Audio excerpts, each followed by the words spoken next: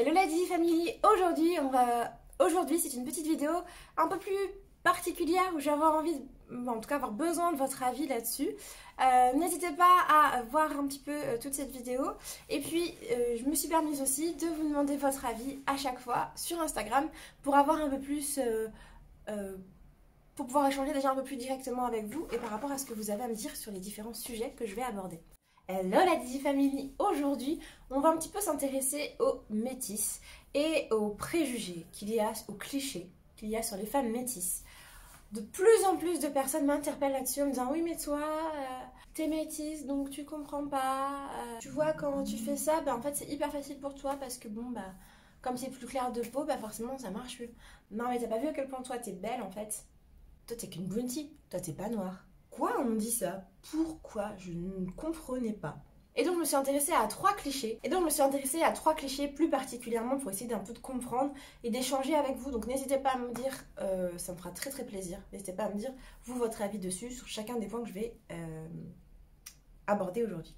Les femmes métisses se sentent supérieures aux femmes noires, ont des privilèges dans la société. Il n'y a que des points positifs à être métisse. Alors déjà avant, je voulais commencer par un truc pour clarifier la chose, la définition du mot métis. Les métis, le métissage en tout cas, c'est un mélange de groupes ethniques. Ce qui veut dire que pour être métisse, il faut mélanger deux groupes ethniques. Si on part de là, je ne suis pas métisse. Mes parents sont tous les deux guadeloupéens, de la même ethnie du coup, donc je ne suis pas métisse. Je suis de couleur de peau plus claire, mais je ne suis pas métisse. Voilà, métisse n'est donc pas une couleur de peau. Alors déjà, se sentir supérieure aux femmes noires, puisque moi du coup c'est ce qu'on me dit, on me dit que je suis une femme métisse, c'est pas vrai en soi. En tout cas moi c'est pas quelque chose que je trouve vrai. J'ai jamais vu une femme métisse me dire « Ah moi les femmes noires je laisse de côté » ou « Je parle pas aux noirs » ou « What the fuck ». Mais je vais quand même rester sur le fait que pour la vidéo et pour le bien, pour notre compréhension à tous, je vais quand même rester sur le fait que métisse égale femme noire de couleur plus claire.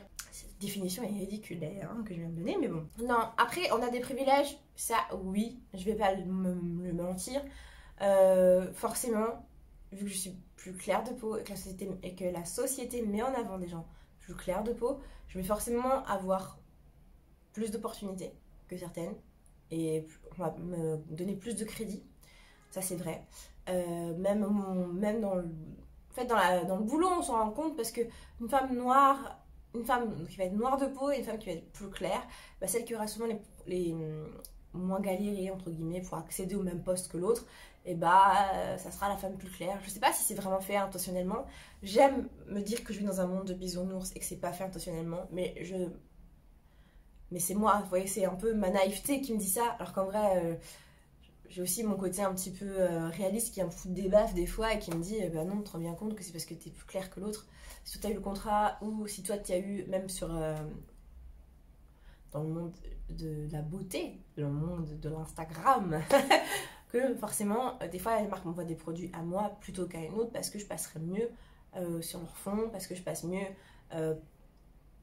Après c'est vrai qu'en ce moment, beaucoup de marques essayent de faire aussi le contre-pied, mettre en avant une femme de plus en plus noire et tout ça. Donc c'est pour ça que j'aime me dire que oui, c'est vrai, mais c'est en train de changer. Donc et vous dans tout ça, vous étiez donc à 34% pour oui, et en grande majorité, donc 66% pour non, à dire que les femmes noires n'ont pas plus de privilèges, en tout cas, il n'y a pas que des privilèges à être femme métisse. Je suis d'accord, bien sûr il y en a, faut pas se voiler la face.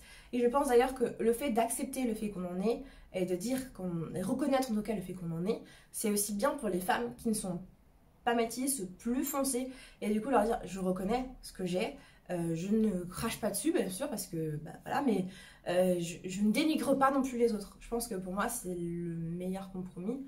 Après bien sûr on peut militer pour faire en sorte qu'on soit le plus égal possible, et moi je suis totalement dans cette optique là. Cliché numéro 2, donc les hommes préfèrent les femmes métisses. Là on attaque un autre sujet qui est pour moi le colorisme. Alors le colorisme c'est pour moi une discrimination, enfin c'est même aussi le thème de tout à l'heure, mais c'est une discrimination en tout cas interne qui a pour objet la couleur de peau, donc ici la clarté de peau.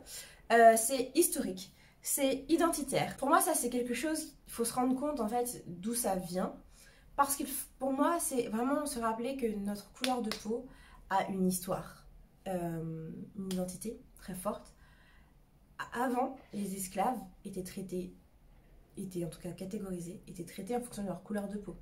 Les plus clairs servaient à la maison, les plus foncés allaient au champ. Donc en fait, il fallait être clair de peau pour avoir un bon statut social. Donc je pense que c'est encore ancré en nous et que certains hommes, parce que j'en entends, hein, j'ai quelques connaissances qui disent très souvent qu'ils ne se marieront, qu'ils n'iront jamais avec une femme noire. Mais je pense que c'est ancré en nous, c'est quelque chose qu'on nous a inculqué de manière presque... c'est non volontaire, je sais pas comment vous expliquer, mais via la télé, via au niveau sociétal. Franchement, si vous vous connaissez dans les commentaires, dites-le moi, mais en France métropolitaine, montrez-moi une pub qui met en avant un homme noir de peau. Mais quand je dis noir, je veux pas quelqu'un qui est ma teinte de peau. Noir de peau, dans une pub un peu sexy. Vous voyez, genre Invictus, Gillette. Moi, j'en trouve pas. Je ne trouve pas et je n'en vois pas. Donc je pense que c'est pareil pour les hommes et j'ai envie de dire, je ne les blâme pas, je comprends. La question que je vous ai donc posée, c'est les femmes métisses sont les plus belles. Votre réponse a été la suivante. C'est encore majoritairement un non qui l'emporte à 68%. Il y a quand même eu du oui, hein, 32% de oui. Et je vais vous lire les deux commentaires opposés. Les personnes qui ont répondu oui, mort pour eux. Toutes les femmes sont belles, la couleur ne définit pas la beauté, qui d'ailleurs est subjective. C'est totalement subjectif et je suis d'accord.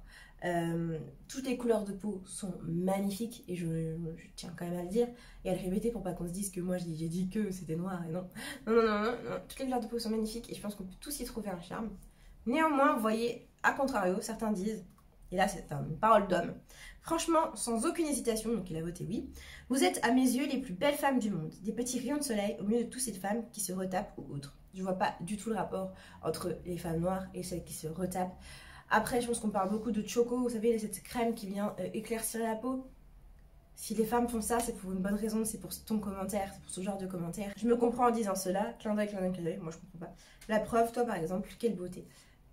En fait, plus ce raisonnement avance pour moi, et plus j'ai ce sentiment de culpabilité à me dire que, en fait, quand moi je vous pose des photos ou quand je me mets en avant, parce que c'est comme ça qu'on fait sur Instagram et sur YouTube, etc. Quand je me mets en avant, j'ai l'impression que finalement je culpabilise certaines femmes et je deviens entre guillemets un truc qu'il faut atteindre. Et là, je veux dire, un melon celle-là, mais ce truc qu'il faut atteindre. Et en fait, celles qui sont plus foncées que moi, et ben, elles ont toujours l'impression d'avoir cet écart entre vous et moi.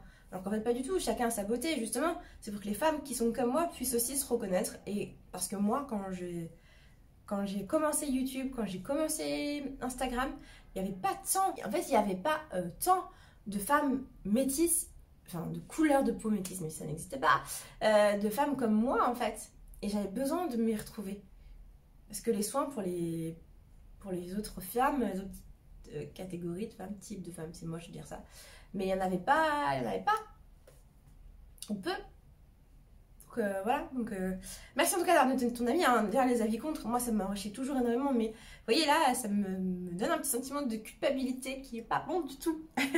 Le troisième cliché, donc de dire que les femmes métisses ne sont pas noires.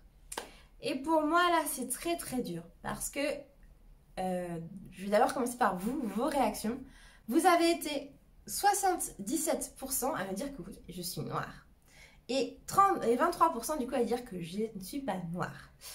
Pour moi, c'est très dur en termes d'identité. Pour deux raisons. Parce que j'ai toujours eu cette place. Quand je vous ai dit au début, ouais, t'es une bounty et tout, j'ai toujours eu cette place d'être la bounty. Bounty, qu'est-ce que c'est? Vous connaissez la barre gourmande barre de confiserie, qui est noire à l'extérieur et blanche à l'intérieur parce que c'est du coco. Et voilà. Et donc, on catégorise les femmes bounty parce que elles sont noires de peau, mais en fait à l'intérieur elles agissent comme des blanches. Et moi j'ai jamais eu ce regard-là sur moi parce que en fait j'agis comme une femme dans la société actuelle. Je fais des brushings, je fais des lissages, je me laisse les cheveux bouclés. Ok, avant je l'acceptais un peu moins tout ça, hein. Donc c'est mon regard maintenant, on va dire. Mais en tant que femme, moi je me sens noire. Parce que je suis noire, mes parents sont noirs, je ne suis pas métisse de base. Après, ceux qui ont répondu non, je ne suis pas noire, alors qu'est-ce que je suis en fait? Et c'est ça ce flou qu'en fait on a chez les femmes qui ont ma couleur de peau, c'est en fait mais qu'est-ce que je suis? Je me mets à côté de quelqu'un qui est blanc, on va me dire tu es noir. Je me mets à côté de quelqu'un qui est plus foncé que moi, on va me dire tu n'es pas noir, mais tu n'es rien. Et vous trouvez ça, enfin, vous comprenez à quel point je trouve ça cruel en fait. Et que donc tout le temps j'aurai les privilèges de cette personne blanche, les moins bons côtés de la femme noire, parce qu'au final à côté d'une blanche, bah, je reste quand même une noire. Et tout ça, moi c'est un truc que j'ai envie un petit peu de casser, parce que j'ai pas envie de me caser déjà, ça me saoule. Ça me saoule de chercher à tout prix une case, mais je suis obligée parce qu'il faut coller quand même au beauty code de la société. Hein. Faut que je vis quand même dans un monde dans lequel il faut que je tourne, donc voilà. En fait, je me dis, bah ok, il faut que j'y colle, mais en même temps, je veux pas y coller parce qu'il faut pas que je sois dans une case, mais en même temps, j'aimerais être acceptée par ma communauté, et en même temps, j'aimerais être moi-même, mais en même temps, je suis blanche, mais en même temps, je suis noire, mais en même temps, voilà. Et c'est les deux côtés qu'en fait, moi, j'ai envie de prendre le bon des deux côtés. Je sais qu'on ne peut prendre que le positif, mais j'ai envie de prendre du bon des deux côtés et de me dire je suis unique en mon genre. Je sais pas si vous êtes d'accord avec moi. Dites-moi dans les commentaires. Du coup, je prends vos commentaires, hein. Vous avez déjà un petit peu répondu. C'est justement de savoir se positionner entre noir et blanc, car certaines personnes se retrouvent plus dans le côté blanc que le côté noir, et vice versa. Sauf que c'est un mélange des deux cultures et d'identités. Donc on peut se positionner en tant que noir ou blanc. On ne peut pas se positionner, pardon, en tant que noir ou blanc. C'est juste un métissage. Je suis d'accord, j'ai pas envie de me positionner et je ferai pas ce choix-là, cette position-là. J'ai envie vraiment de me tirer profit, entre guillemets, des deux côtés. Donc voilà, n'hésitez pas vous à me répondre dans les commentaires et à me donner votre avis sur ces clichés-là. Et pour moi, je pense que le fait d'arrêter de dire toutes ces choses-là et de vouloir trancher entre l'un ou l'autre, ou etc., etc., ça va nous permettre aussi de vaincre contre le racisme. Et c'est pour moi en tout cas une aide, un levier. Quand on arrêtera de vouloir se catégoriser, quand on voudra arrêter de se plier à des règles qui ne sont pas les nôtres, eh bien enfin on arrêtera. Enfin en tout cas on fera barrage plus fortement au racisme. Donc voilà, la vidéo est aujourd'hui terminée. J'espère qu'elle vous a plu. N'hésitez pas à me dire votre avis dans les commentaires, à liker et à vous abonner. C'est gratuit, c'est ici et ça me fait extrêmement plaisir. Et on se retrouve très vite dans une prochaine vidéo. Ciao ciao la Didi famille.